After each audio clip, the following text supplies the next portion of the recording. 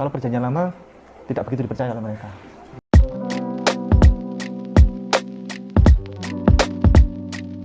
Assalamualaikum, selamat datang kembali di channel ini. Balik lagi dengan saya Luis Prasetyo. Kita akan bahas soal Ipung, Ustadz Ipung, yang mana dia mulai fitnah-fitnah Kristen, ngajarin yang keliru tentang Kristen. Ya kita wajib untuk meluruskan orang, namanya juga ajaran kita cuy. Kalau nggak kita luruskan nanti orang pikir itu benar, padahal kan apa yang disampaikan itu nggak benar cuy. Oke, kita bahas aja langsung, tapi sebelumnya kita nonton dulu videonya. Jadi promo penebusan dosa yang ada disebutkan tadi oleh orang-orang misionaris tadi, kita sebutkan mana dalilnya kan gitu kan. Tunjukkan dalilnya, batal kan? Sudah batal.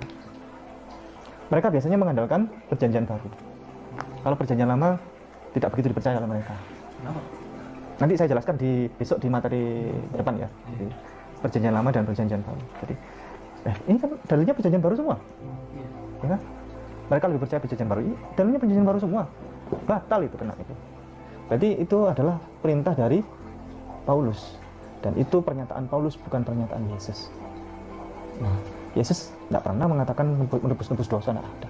Itu yang disampaikan adalah oleh Paulus.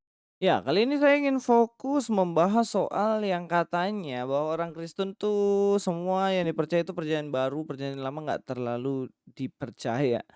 Nah, ini jelas fitnah-fitnah yang nggak jelas gitu. Karena gini, perjanjian lama itu jelas nggak bisa berdiri sendiri tanpa adanya perjanjian baru. Begitupun juga perjanjian baru tidak bisa berdiri sendiri tanpa perjanjian lama. Itulah kenapa orang Kristen kan memakai kitabnya itu perjanjian lama dan perjanjian baru jadikan satu. Nah, ada satu kitab yang katanya menyempurnakan perjanjian lama dan perjanjian baru. Tetapi dia menolak isi dari PL dan PB. Nah, ini harusnya tidak menyempurnakan tapi membedakan, harusnya gitu. Tapi PB kenapa itu harus berdampingan dengan PL? Karena saling menggenapi. Jadi PL menggenapi PL memberikan nubuatan, kemudian PB menggenapi PL. Oke ya, paham ya? Jadi nggak bisa dipisahkan antara PL dan PB, perjanjian lama dan perjanjian baru. Itu jelas nggak bisa dipisahkan. Orang-orang Kristen yang menolak perjanjian lama itu jelas adalah bidat. Itu jelas orang-orang yang pengajarannya sesat. Karena apa? Karena nggak bisa sekali saya bilang dipisahkan kedua-duanya. Nah, Taurat sendiri itu kan di dalam perjanjian lama itu dikenapi dalam Yesus Kristus, iya kan? Dalam Matius pasal 5 ayat 17, jangan kamu menyangka bahwa aku datang untuk meniadakan hukum Taurat atau kitab para nabi, aku datang bukan untuk meniadakannya, melainkan untuk menggenapinya. Apa maksud dari menggenapi? Jadi gini, pada waktu perjanjian lama Tuhan memberikan Taurat itu jelas untuk menunjukkan kepada umatnya bahwa umat manusia ini adalah umat yang jatuh dalam dosa, umat manusia ini adalah umat yang tidak bisa hidup sempurna tetapi selalu gagal memenuhi 10 hukum Taurat ini. Nah, oleh karenanya Yesus datang untuk menggenapi. Menggenapi dalam arti apa? Pertama, Yesus itu melakukan Taurat dengan sempurna. Kedua, Yesus menyelamatkan manusia yang selalu gagal melakukan hukum Taurat. Barang siapa percaya kepadanya akan selamat, tidak binasa. Karena apa? Karena dia yang menggenapi, menyempurnakan apa yang dilakukan manusia. Bukan berarti orang Kristen tidak boleh melakukan hukum Taurat. Bukan. Tapi Taurat bukanlah patokan untuk seseorang itu bisa selamat. Tetapi melalui penggenapan yang ada di dalam Kristus Yesus sendiri. Lalu apakah orang Kristen harus melakukan Taurat? Iya, itu sebagai bukti di mana orang Kristen mengasihi Yesus Kristus, mengasihi Allah Bapa dengan cara melakukan hukum Taurat itu. Dalam Matius 1 ayat 1 dikatakan inilah silsilah Yesus Kristus anak Daud anak Abraham. Perhatikan, Abraham adalah perjanjian lama, Ishak perjanjian lama. Dan kita lihat Yehuda, Ram, Salmon, Isai, Salomo, Asa, Usia, Hizkia, Yosia. Sampai di bawah sini semua ini perjanjian lama. Jadi memang bagaimana mungkin orang Kristen tidak percaya kepada perjanjian lama sedangkan perjanjian lama itu menulis semua kisah keluarga yang hidup, yang kemudian nanti akan lahir Yesus Kristus di situ.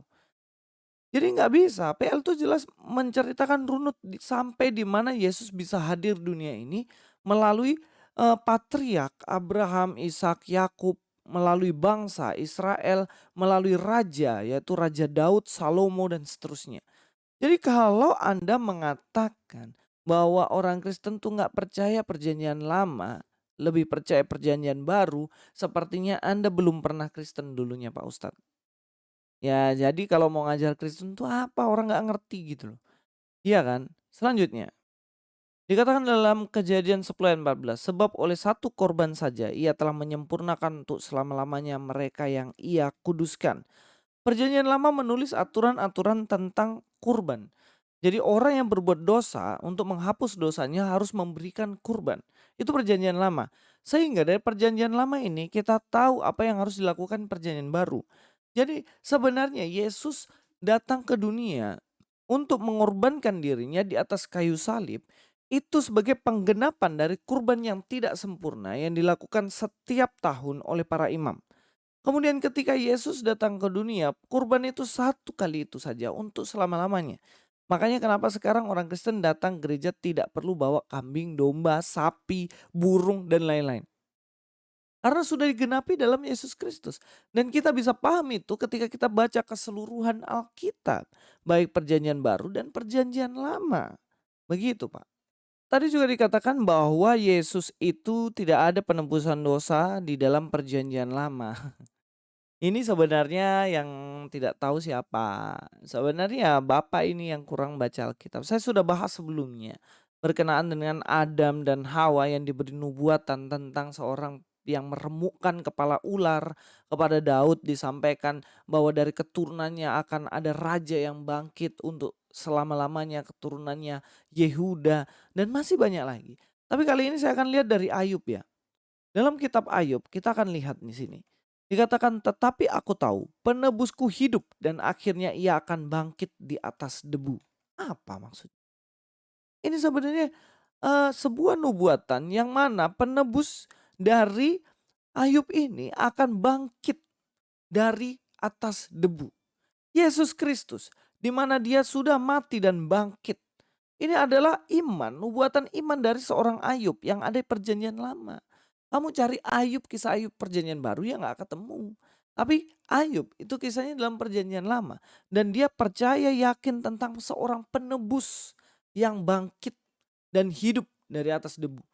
Nah, kenapa sampai Pak Ipung mengatakan bahwa di PL tidak ada yang membicarakan tentang kebangkitan, tentang penebusan ya karena kamu nggak baca Alkitab sederhananya seperti itu.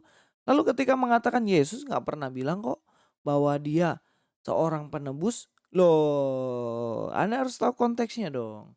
Yesus itu berkali-kali bilang bahwa dia harus mati dan bangkit.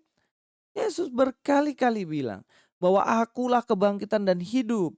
Ketika aku bangkit, engkau juga akan bangkit. Itu konsep penebusan, Pak. Anak manusia harus mati dan juga dia akan bangkit. Kok kamu bilang gak ada sama sekali soal Yesus bilang penebusan? Bahkan ketika Yesus lahir, Matius sudah catat di situ. Malaikat datang dan mengatakan dia akan menjadi juru selamat bagi umatnya. Kita lihat ya. Dalam Matius 1 ayat 21, ia akan melahirkan anak laki-laki dan engkau akan menamakan dia Yesus karena dialah yang akan menyelamatkan umatnya dari dosa mereka. Menyelamatkan umatnya dari dosa mereka.